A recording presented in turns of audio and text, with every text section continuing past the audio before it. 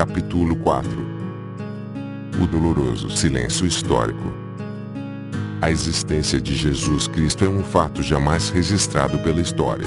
Os documentos históricos que o mencionam foram falsificados por ordem da Igreja, num esforço para provar sua pretensa existência, apesar de possuir provas de que Jesus é um mito, e assim agiu, movida pelo desejo de resguardar interesses materiais. Garneval apontou a semelhança entre o culto de Jesus Cristo e o de Serapis. Ambos são uma reencarnação do deus Palus, que, por sua vez, era uma das formas de representação do deus Sol. Irineu chegou a afirmar que o Deus dos cristãos não era homem nem mulher. Papias cita trechos dos evangelhos, mostrando que se referiam ao Cristo egípcio, referindo menos-se ao Logos, que seria Jesus Cristo. Disse ter sido ele apenas uma emanação de Deus, produzida à semelhança do Sol. É bom lembrar que essas opiniões divergentes entre si são de 3 teólogos do cristianismo. Essas foram emitidas quando estava acesa a luta de desmentidos recíprocos da Igreja contra os seus numerosos opositores, ou seja, os que desmentiam a existência física de Jesus. Então, criaram uma filosofia abstrata, baseando menos-se nos escritos de Filon. Garneval, baseando menos-se em Fócio, disse que Eudozino, Agápio, Carino, Eulógio e outros teólogos do cristianismo primitivo não tiveram um conceito real nem físico de Jesus Cristo. Disse mais, que Epifânio, falando sobre as seitas heréticas dos marcionitas, valentinianos, saturninos, simonianos e outros, falava que o redentor dos cristãos era Horus, o filho de Ísis, um dos 3 deuses da trindade egípcia, que mais tarde viria a ser Serapis. Garneval afirmou ainda que os docetistas negavam a realidade de Jesus, e, para refutar a negação, o 4 Evangelho põe em relevo a lança que fez sair água e sangue do corpo de Jesus, com o intuito de provar sua existência física. Segundo Jerônimo, esses docetistas teriam sido contemporâneos dos apóstolos.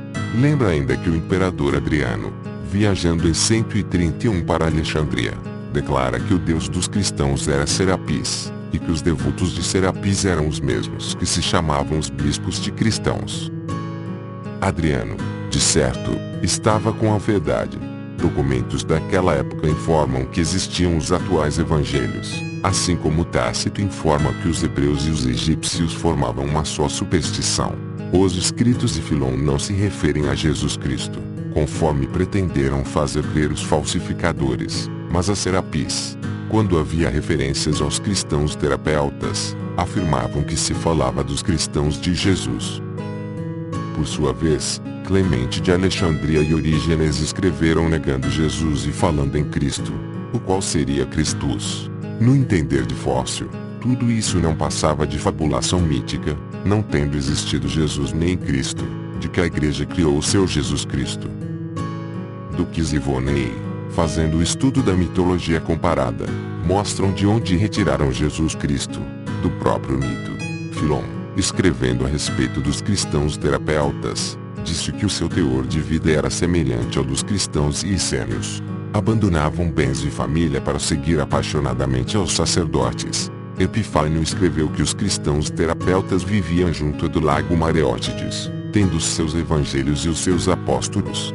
É sobre esses cristãos que Filon escreveu. Se os cristãos seguidores de Jesus Cristo já existissem, Filon não poderia deixar de falar deles. Quando do pretenso nascimento de Cristo, Filon contava apenas 25 anos de idade. Os evangelhos, tendo surgido muito tempo após a morte de Filon e de Jesus, não poderiam ser os do cristianismo por ele referido. Clemente de Alexandria e Orígenes não criam na encarnação nem na reencarnação, motivo por que não creram na encarnação de Jesus Cristo, embora fossem padres da Igreja. Orígenes morreu em 254. Fócio escreveu sobre disputas de Clemente e afirmou que lhe negara a doutrina do Logos, dizendo que o Verbo jamais se encarnou, afirmação igualmente feita por Garneval. Analisando os 4 volumes de Principia, de Orígenes, percebe menos-se que o Logos ou o Verbo era o mesmo sopro de Jeová, referido por Moisés.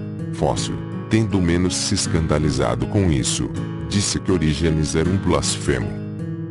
Apenas analisando como se referia ao Verbo, A Crestus é o Salvador, é que se pode excluir a possibilidade da existência física de Jesus. Tratar menos lo menos iam de modo bem diferente, se tivesse realmente existido.